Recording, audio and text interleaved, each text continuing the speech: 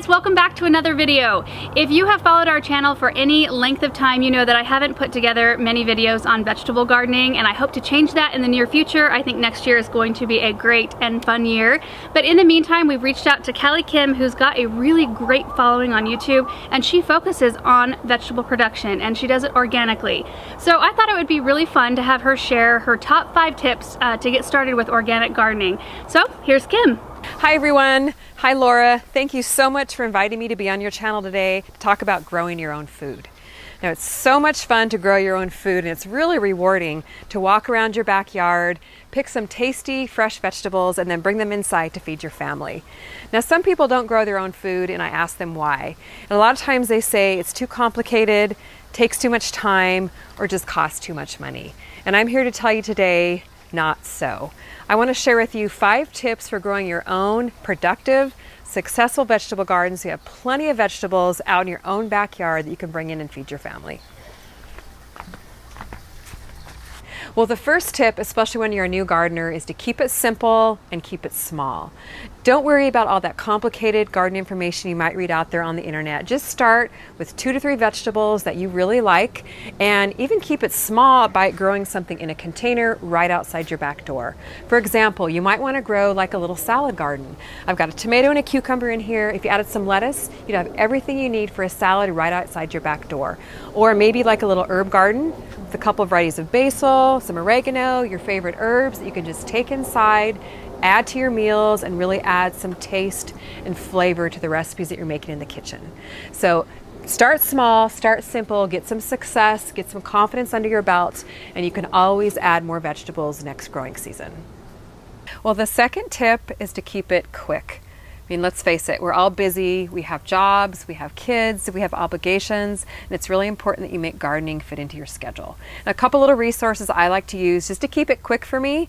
One thing is these Smart Pot bag raised beds. I'm really loving them, and they're really easy just to pop up, fill with soil, plant with seeds, and bingo, you have yourself an immediate raised bed or a little pot here. You don't have to go out and spend a lot of money or buy a fancy raised bed and spend all day building it. You've got an immediate one right here.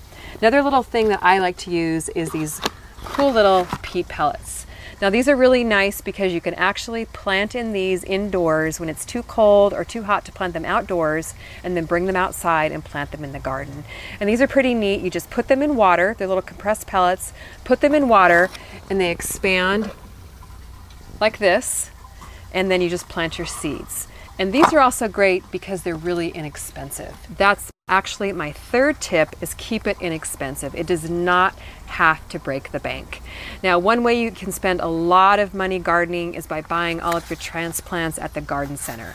In fact, you can buy one of these packages of peat pellets just about at any garden center and a few seed packets and get your entire vegetable garden started for about $10. So it's a really great way to get started, keeping it quick, simple, and inexpensive. Now let's move on to the next tip. Fourth tip for growing a productive vegetable garden is to make sure you grow the right vegetables for the right season. Now, there's cool weather vegetables and warm weather vegetables. And if you're watching from the northern hemisphere right now, we're just coming into our fall season where the cooler weather is starting to arrive, and you can grow things like lettuce, leafy greens, root vegetables, and heading vegetables like broccoli, cabbage, cauliflower. And if you try and grow warm vegetables during the cool weather, you're going to get frustrated because they won't produce for you.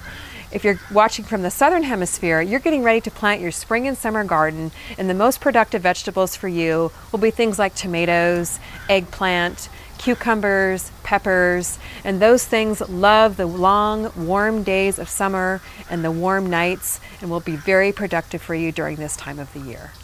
And if you need some resources on how to grow specific vegetables, feel free to head over to my YouTube channel, where I have videos on how to grow almost any vegetable you could want to grow in your garden. Or you can visit my website, calliekimgardenandhome.com, where I've got some great growing guides and ebooks and other kinds of resources that could help you grow a very productive garden. The fifth tip to growing a lot of vegetables outside in your garden is to automate your watering. Now, I have drip irrigation all throughout my garden, but even if you're just growing in a couple of small containers, it's really important to install some kind of irrigation, soaker hoses, and to get them on a timer. I mean, we all have busy schedules. We just don't get outside like we'd hoped, or we forget. Our plants die. We don't want our investment of time that we've already put in growing our plants to go down the drain because we forgot to water. And I've done it myself. So get your plants, get your garden on an automated irrigation system. So that way it really just takes the guesswork out of it. They get the water they need to be really productive for you. I hope you enjoyed the tips, and I hope they help you grow more of your own food. Believe me, you're going to love the feeling of pride knowing you're growing your own vegetables out in your backyard. You can bring them inside, feed them to your family. They're healthy, tasty, delicious, and you know that you grew them yourself. So thanks for watching, guys. We'll see you in the next video.